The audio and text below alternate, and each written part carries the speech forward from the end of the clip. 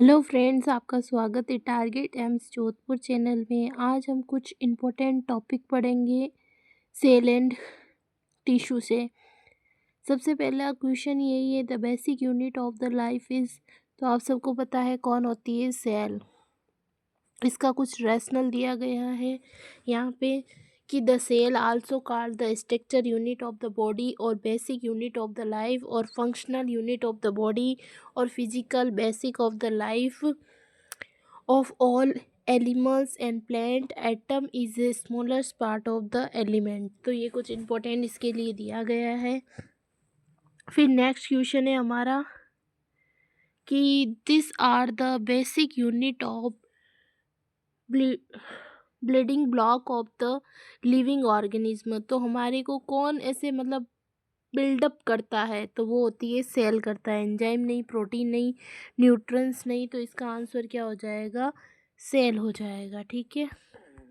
फिर है the physical unit of the physical sorry the नहीं है, physical basic of the life, तो वो भी कौन होती है? सेल। तो इसका आंसर भी क्या हो जाएगा? सेल। फिर नेक्स्ट क्वेश्चन है the main difference between prokaryotic and prokaryotic cell and eukaryotic cell is absence of. जो प्रोकैरियोटिक और यूकैरियोटिक सेल होती है उन दोनों में क्या अब्सेंस रहता है? तो देखो, प्लाज्मा मेम्ब्रेन तो दोनों में ही रहती है, माइटोकॉन्ड्रिया भी रहता है और फैलिजा, ये जो फैलिजा है ये भी रहता है, लेकिन ट्रू न्यूक्लियस है ना, ये नहीं रहता है। तो इसका आंसर क्या हो जाएगा? सी। फिर इसका रैशनल भी देख लेते हैं। देखो रैशनल क्या है, prokaryotic cell a cell is mainly primitive unicellular organism like bacteria. Prokaryotic cell do not have nuclei. जो प्रोकैरियोटिक सेल होती है उनके अंदर क्या नहीं होता है? जो न्यूक्लियाई होता है वो नहीं होता है। जबकि यूकैरियोटिक सेल में क्या होता है? ए सेल इज या सेल इन मल्टीपल या multicellular and a number of unicellular organism. Eukaryotic cell contain a membrane bound nuclei. The primary distinction between these two type of cell that eukaryotic cell have a membrane bound nucleus, true nucleus present, and prokaryotic cell are do not। जो true nucleus present होता है, nucleus absent रहता है। देखो आप इसको ऐसे याद रख सकते हो। जो यूकैरियोटिक होते हैं, यू यानी कि हम लोग, हमारे में क्या होता है? जो ट्रू न्यूक्लियस होता है वो क्या होता है? न्यूक्लियस जो होता है वो प्रेजेंट होता है। और जो प्रोकैरियोटिक होते हैं उनके अंदर ये जो न्यूक्लियस होता है ये अब्सेंट रहता है, ऐसे याद रखना है। ठीक है। फिर नेक्स्ट क्वेश्चन है 5 नंबर का question, where do the trans transcription occur in prokaryotic cell. ये क्या बोल रहा है question? Where does the transcription occur in prokaryotic cell. तो कहाँ होता है? तो वो होता है साइटोप्लाज्म में। जो ट्रांसक्रिप्शन होता है वो कहाँ पे? प्रोकैरियोटिक सेल में होता है, तो साइटोप्लाज्म के अंदर। इसका रेशनल क्या है? Transcription is the first step in protein synthesis in which A messenger RNA mRNA molecules in synthesis in the nucleus of the cell because nucleus is absent in prokaryotic cell, so this process of transcription occur in cytoplasm. जैसे कि हमने पहले पढ़ा था कि जो prokaryotic होते हैं उनमें न्यूक्लियस होता है वो अब्सेंट रहता है, तो इसमें भी अब्सेंट है, तो कहाँ होगा ये ट्रांसक्रिप्शन का प्रोसेस? तो ये होता है ट्रांसप्लाज्मा में। ठीक है। फिर 6 नंबर क्वेश्चन है हमारा, what of the following is not assimilated by the eukaryotic cell. जो यूकैरियोटिक सेल होता है उसमें कौन सी चीज़ नहीं होती है? आप ऐसे समझ सकते हो, what of the following is not assimilated by the eukaryotic cells. तो लैक्टोज होता है हमारे अंदर, सल्फर भी होता है, पर नाइट्रोजन नहीं होता है, और ग्लूकोज होता है। तो नोट मतलब नहीं है, नाइट्रोजन, ग्लूकोज होता है, सल्फेट होता है, लैक्टेज होता है। इसका रैशनल क्या हो जाएगा? Nitrogen nitrogen nitrogen assimilation. जो nitrogen assimilation is the process by which inorganic nitrogen compounds are used to form organic nitrogen compound like amino acid in eukaryotic nitrogens enzyme are absent, so due to which there do not exist the process of nitrogen friction और इसीमेशन यानी कि anabolism ऐसे याद कर सकते हो इसका। फिर नेक्स्ट क्वेश्चन क्या है, 6 हो गया। अब 7 नंबर क्वेश्चन है, prokaryotic cell are significant smaller than eukaryotic cell, what is the relative size. तो इसकी रिलेटिव साइज क्या हो जाएगी, 0.1 से लेके 0.5 नैनोमीटर इन डायामीटर हो जाएगी इसकी साइज। इसका आंसर क्या हो जाएगा, सी। फिर इसका रेशनल देख लेते हैं। typical prokaryotic cell range from 0.1 to 0.5 micrometer in diameter, are significantly smaller than eukaryotic cell. Diameter range from 10 to 100 nanometre. ठीक है, फिर नेक्स्ट क्वेश्चन क्या है, 8 नंबर क्वेश्चन है अपना, which organelle cell power house of cell. शायद ये सबको आता है, power house of cell mitochondria. ये तो आपको कोई नींद में भी पूछे तो आपको याद होना चाहिए, ये बहुत पुराना क्वेश्चन है। देखो ये कितनी बार आया हुआ है, ईएसआई में, आरआरबी में, बीएसएफ में, बहुत जगह एग्जाम में भी आया हुआ है। ठीक है, तो आप इसको याद कर लीजिए। फिर इसके बारे में, माइक्रोकॉन्ड्रिया के बारे में थोड़ा और कुछ भी देख लेते हैं। Mitochondria is the cell organism of the rod और ओवल शेप। ये कैसा होता है, याद रखना, रोड और ओवल शेप होता है। और 0.5 नैनोमीटर इसका क्या होता है, डायमीटर होता है। There contain the enzyme for the aerobic stage of cell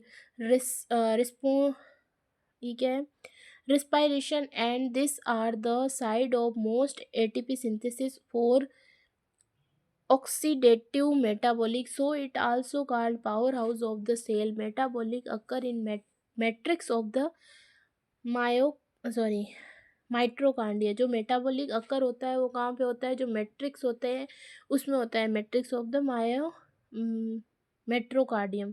ठीक है, फिर 9 नंबर क्वेश्चन क्या है, which cellular compound is responsible for oxidative metabolism. तो इसका भी हमें पता होना चाहिए, रेशनल में था, अभी ऑक्सी शायद नहीं था रेशनल में, लेकिन फिर भी हमें ये बात याद रखनी है कि ऑक्सीडेटिव जो मेटाबॉलिज्म होता है वो which cellular composed is responsible for oxidative metabolism. तो हमें इसमें याद रखना है कि माइक्रोकॉन्ड्रिया, यानी कि इसका आंसर ए होगा।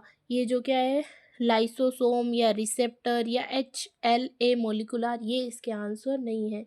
तो राइट आंसर क्या है, ए है। ठीक है, फिर है एरोबिक रिस्पायरेशन या aerobic respiration is perform of. तो ये भी हमें याद रखना है, कौन करता है, तो ये करता है अपना माइक्रोकांडिया। इसका आंसर हो जाएगा डी। फिर अपना नेक्स्ट क्वेश्चन है, 11 नंबर क्वेश्चन है, is a protein involve in forming the cytosol. जो हमारी जो प्रोटीन होती है उसमें बोल रहा है कौन सी ऐसी प्रोटीन है जो इन्वॉल्व होती है फॉर्मिंग द साइटोस्केलेटन में। तो हमें याद होना चाहिए वो होती है एक्टिन। कौन सी होती है, एक्टिन। तो इसका रेशनल क्या हो जाएगा, cytoskeleton inch the internal structure form work of cell consisting of this type of filaments microfilaments, fibers of protein, actin, microtubules, and intermediate filaments. It maintains cell shape or allowing chances in the three dimension structure of the cell. Actin is a protein, actin क्या होती है, एक protein होती है, found in cytoskeleton of the cell where is help to maintain cell shape and movement. It also a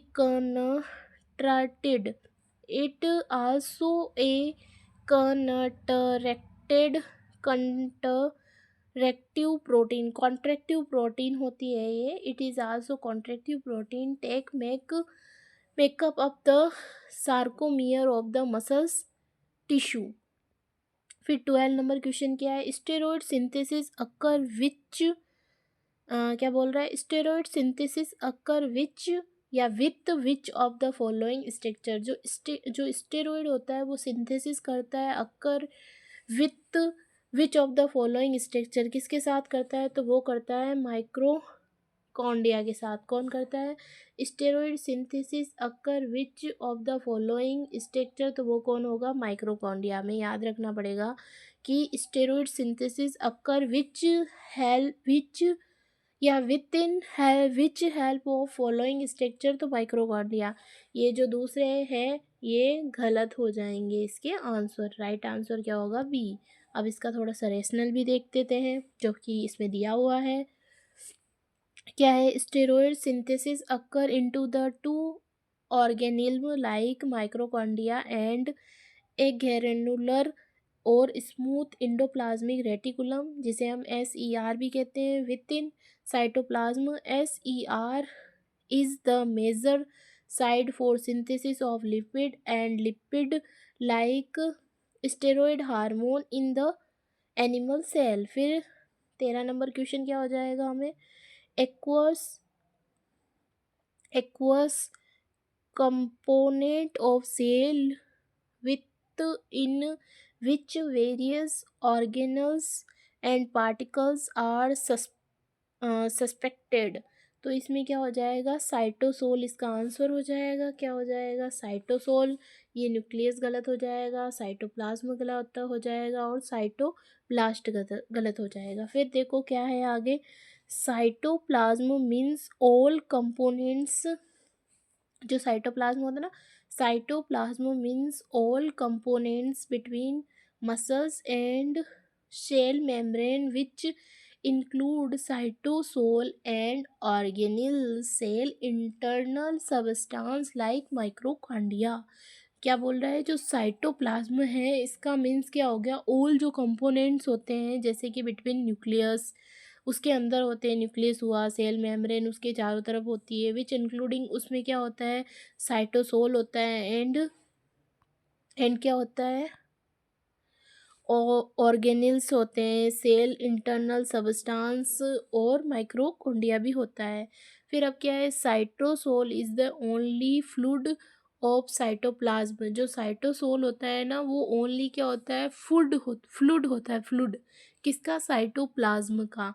तो ये पूछ रहा था एक्वस का आपको मतलब पता होगा, एक्वस का मतलब होता है पानी, ऐसे आप याद रख सकते हो। तो इसका इसीलिए इसका आंसर चला गया, क्योंकि देखो इसने क्या बोला है, cytosol is the only fluid, ये क्या है, फ्लूइड, और एक्वस का मतलब वाटर ही होता है, वाटर का मतलब क्या हो गया, फ्लूइड। ऐसे आपको दो दो मीन्स एक चीज़ के याद रखने पड़ेंगे, फ्लूइड हुआ, एक्वस हुआ, वाटर हुआ, ये सब चीज़ें एक ही लिक्विड को शो कर रही है, ठीक है।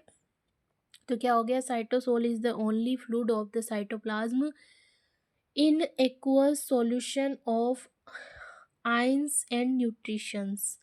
फिर है अपना 14 नंबर क्वेश्चन, the organelles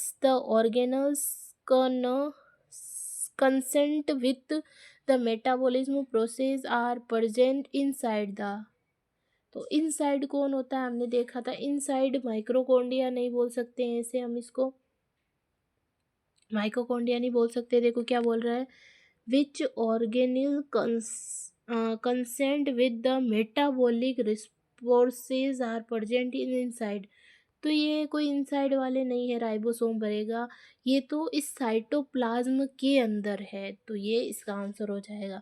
फिर नेक्स्ट क्वेश्चन क्या है, सेल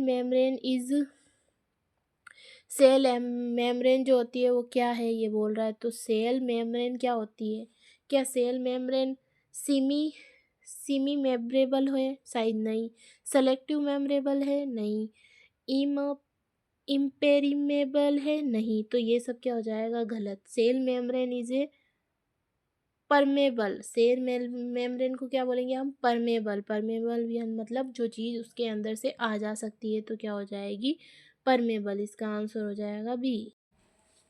इसका रेशनल क्या है देख लो आप, सेल मेम्ब्रेन या plasma membrane, the membrane that form the outer board boundary, क्या बोल रहा है, सेल मेम्ब्रेन या प्लाज्मा मेम्ब्रेन, सेल मेम्ब्रेन को ही हम क्या बोलते हैं, प्लाज्मा मेम्ब्रेन बोलते हैं। The membrane that form the outer boundary of a cell, ये क्या होती है, जो सेल होती है उसकी आउटर बाउंड्री होती है of a cell. It is a made up of, ये क्या करती है, मेड अप ऑफ फोस्फोलिपिड, ये क्या made up of phospholipid protein and साइटोस्टे क्लो क्लो क्लोस्टेरॉल विथ कार्बोहाइड्रेट और कार्बोहाइड्रेट ऑन आउटर सरफेस पे होते हैं इसके, ठीक है। फिर है the cell membrane consist of a lipid bilayer, lipid की क्या होती है, बाई लेयर होती है, that is semi permeable which regular transport of materials entering and exiting the cell. फिर ले 16 नंबर का question, protein that are to be able outside the cell are synthesis, मतलब आउट यानी कि बाहर जाके कौन सिंथेसिस होते हैं, या protein that are to be used outside the synthesis, तो वो होती है अपनी रफ इंडोप्लाज्मिक रेटिकुलम। देखो रफ नाम से ही पता चल रहा है, रफ, जिसके ऊपर राइजोसोम होंगे तो वो कैसी हो जाएगी, रफ हो जाएगी, है ना। और जिसके ऊपर राइबोसोम होंगे वो क्या हो जाएगी, रफ हो जाएगी।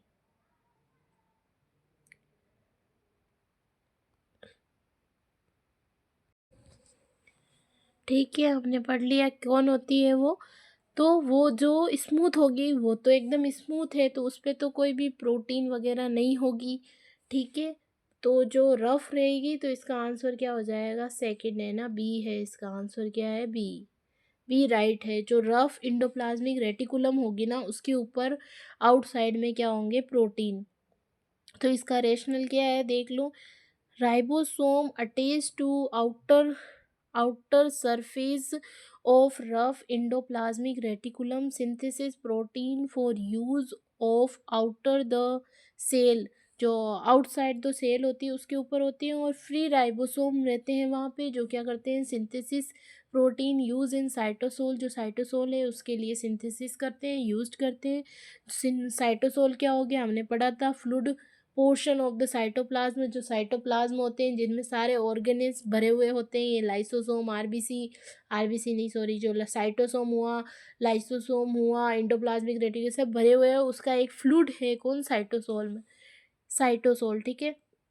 फिर क्या है, एंड राइबोसोम इनसाइड, जो राइबोसोम इनसाइड होते हैं माइक्रोकोंडिया के, वो क्या होते हैं, सिंथेसिस करते हैं प्रोटीन का, यूज ओनली इन माइक्रोकोंडिया, और वो सिर्फ यूज किसके लिए होते हैं, माइक्रोकोंडिया के लिए।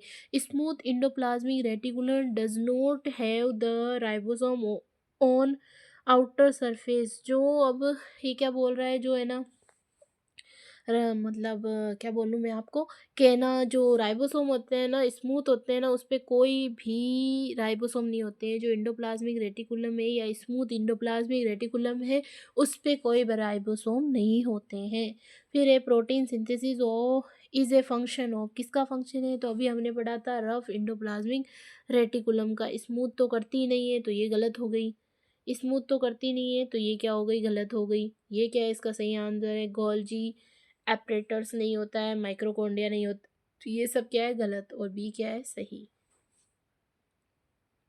फिर अपना 18 नंबर का क्वेश्चन क्या है, which of the following components help in protein synthesis, तो प्रोटीन सिंथेसिस के लिए कौन यूज़ होता है, डीएनए, गोल्जी बॉडीज, साइटोप्लाज्म या राइबोसोम।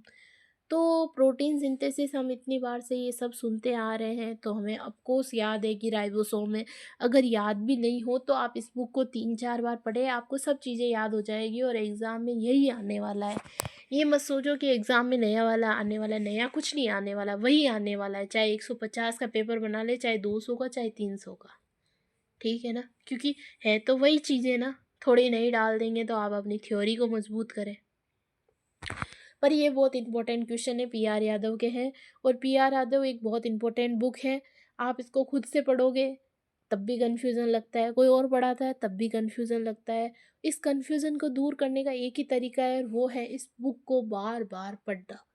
बार बार पढ़ोगे आपकी कन्फ्यूज़न दूर होगी, आपको आंसर आएंगे, और अच्छी भी लगने लग जाएगी, ठीक है। अब और अगर वीडियो देख के करोगे तो ज़्यादा समझ में आएगा, अगर ये वीडियो देखोगे तो ज़्यादा समझ में आएगा, ज़्यादा समझ में आएगा तो याद रहेगा, बुक से पढ़ लिया, वीडियो देख लिया, फिर एक बार फिर बुक से पढ़ लो, फिर वीडियो देख लो, ऐसे आपके दिमाग में वो चीज़ें स्टोर होने लग जाएगी।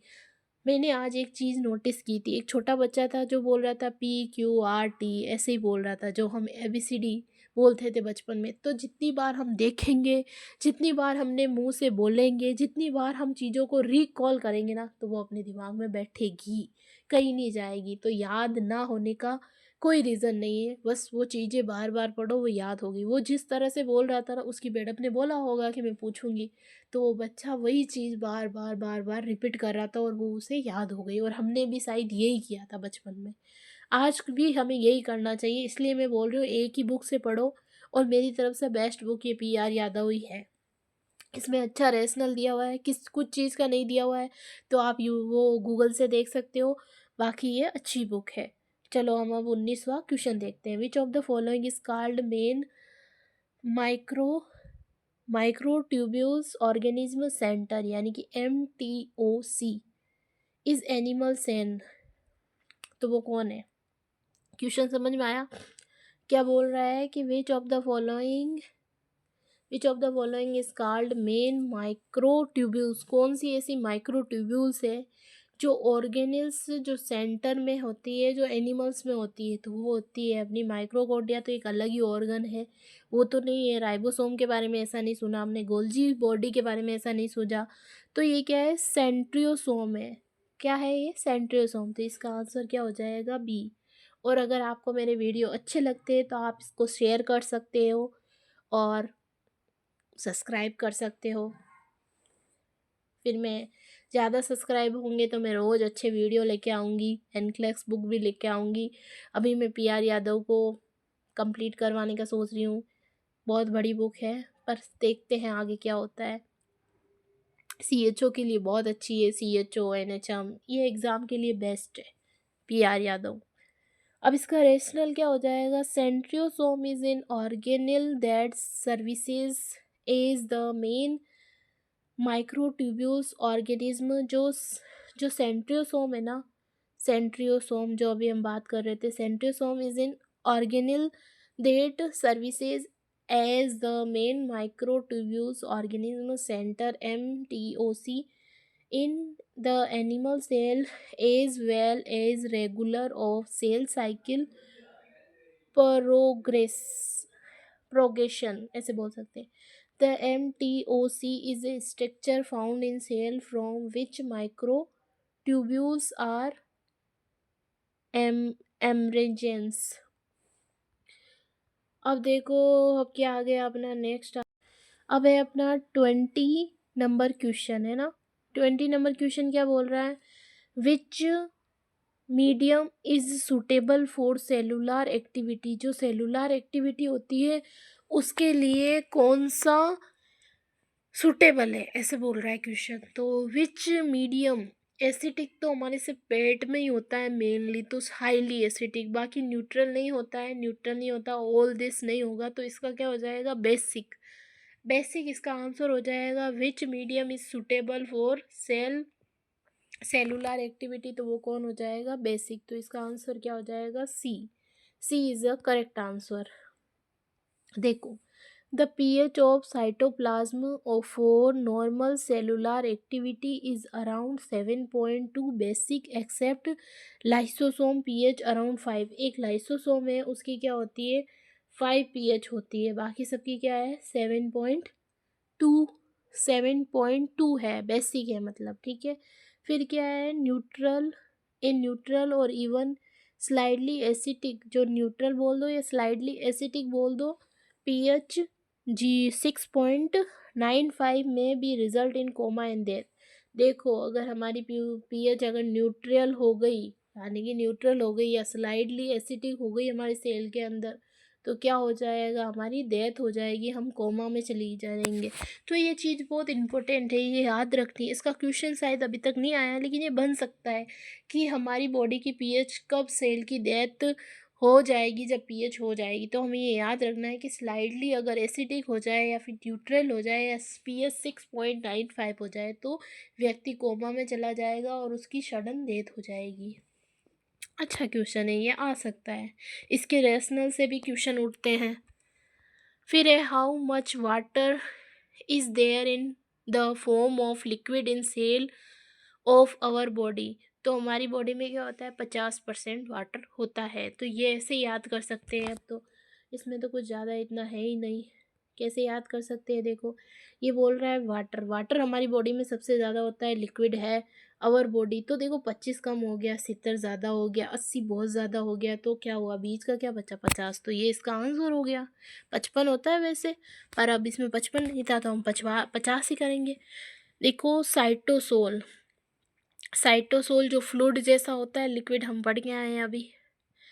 इससे एक अच्छा होता है, एक सीक्वेंस से पढ़ते हैं ना, तब आगे वाली चीज़ें हम फिर ऐसे बताने में हेल्प करती है कि हाँ हमने साइटोसोल पढ़ रखा है। तो साइटोसोल क्या होता है, इंट्रा सेलुलर फ्लूइड होता है, the fluid portion of the cell, ये फ्लूइड पोर्शन होता है सेल का।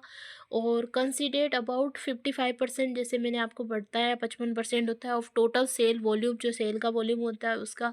Cytosol consist 90% water and 10% other various. देखो 90% ये क्या रखता है, वाटर रखता है, लेकिन हमें क्वेश्चन में क्या पूछा था, liquid cell in our body, body के अंदर पूछा था, तो वो 55% हो गया। और सेल के अंदर कितना है, 90% है। Cytosol consist of 90% water and 10% other various डिस dissolved substance like glucose, amino acid, iron and waste product. Cytosol consist क्या करता है, 90% वाटर करता है एंड 10% अदर ऑर्गेनिज्म वेरियस। फिर अदर को वो सबस्टांस हो गए, various discovered substance like glucose, amino acid, iron, waste product, ये भी सेल के अंदर होते हैं। देखो नेक्स्ट क्वेश्चन क्या है, एक्यू एक्यापुरियस आर, एक्यू एक्यूनापोरिनी आर। अब ये सब थोड़ा सा देखो पढ़ने में थोड़ा ऐसा अजीब सा है, लेकिन ये मैंने पहले ही बताया था, एक्वस का मतलब क्या हो जाता है, वाटर। तो आपको इस वर्ड को पकड़ना है। इन्होंने भी क्या किया है, जिसकी इंग्लिश कम होती है उसी के लिए ये वर्ड हार्ड रहेगा, बाकी तो इजी है। तो ये सोडियम चैनल नहीं है, ये पोटेशियम चैनल नहीं है, ये क्लोराइड चैनल नहीं है, ये एक्वा पोर्शन यानी कि वाटर चैनल चैम्बर है। वाटर चैम्बर नहीं, वाटर चैनल है, वाटर चैनल्स हो गया। ठीक है, तो इसका आंसर हो गया C, aqua aquaporin is a cell membrane protein that allow water to flow in and out of cell from body from water channels. अगर मेरे से कभी कोई शब्द गलती से गलत हो जाए पढ़ने में तो सॉरी है ना, थोड़ा सा क्या है, हो जाता है कभी कभी, आपसे भी हो जाता होगा, तो प्लीज़ थोड़ा कॉम्प्रोमाइज़ कीजिए, आप सही पढ़िए। वैसे मैं सही बोलने की कोशिश करती हूँ अपनी तरफ से। अब देखो एक इम्पोर्टेंट टॉपिक आ गया है, डीएनए और आरएनए और क्रोमोसोम। ठीक है, देखो 23 नंबर की क्वेश्चन है अपना। हम कम से कम 50 क्वेश्चन तो करेंगे ही करेंगे, वैसे 100 करने चाहिए, लेकिन 100 में फिर लॉन्ग वीडियो हो जाता है ज़्यादा। शॉर्ट वीडियो जल्दी से देख लेते हैं और अच्छा रहता है। तो देखो डीएनए एंड आरएनए क्रोमोसोम में क्या होगा, which which scientific first represent about 26 chromosome in normal human karyotype. तो ये 26 क्रोमोसोम का होते हैं नॉर्मली। तो ये किसने दिया था, तो ये दिया था जेलो एंड लीवन ने। किसने दिया था, सॉरी जियो तो इसके पीछे का नाम है, टीओ जियो याद कर सकते हो, टीओ जियो एंड लीवन ने दिया था। तो इसका आंसर क्या है, ए। क्या आंसर है इसका, ए इसका आंसर है। अब इसका थोड़ा रैशनल देख सकते हैं, जे एच शॉर्ट में इसमें जे एच भी याद कर सकते हैं, J S T Tjio and A Levan first time reported the human diploid, diploid यानी कि 2 समझ लो, diploid chromosome number as 26 at university of London,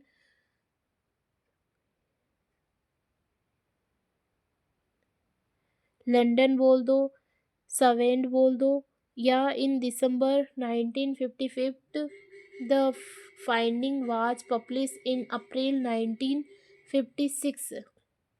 फिर नेक्स्ट क्वेश्चन है 24 नंबर।